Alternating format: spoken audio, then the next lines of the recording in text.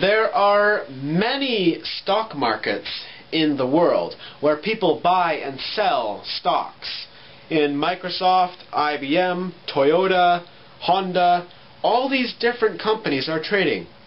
So let's look at the ones in Canada and the United States, just a few of them. So, in Canada we have the Toronto Stock Exchange, the TSX. The Toronto Stock Exchange is in Toronto. It is the large exchange in Canada. We have a smaller exchange which is called the TSX Venture Exchange. The Venture Exchange. The Venture Exchange and the Toronto Stock Exchange are located on a street called Bay Street. Bay Street. And so when they talk about the stock market in Canada, they often just say Bay Street. Bay Street. So they'll say, oh, the markets were trading up on Bay Street today. Or, you know, there was a lot of action on Bay Street today. Because that's the stock market in Toronto is called Bay Street.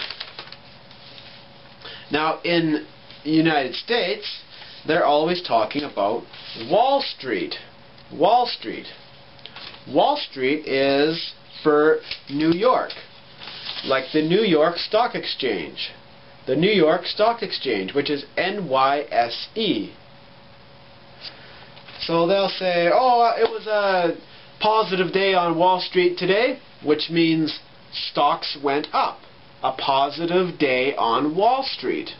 They're talking about the New York Stock Exchange or the NASDAQ. The NASDAQ. The NASDAQ is a totally electronic stock exchange. So it's just between computer and computer. It's very fast, very efficient, and whereas the New York Stock Exchange, it has people buying and selling, you know. If you've ever seen them on TV, that's in the New York Stock Exchange. And remember, the New York Stock Exchange is on Wall Street. Wall Street.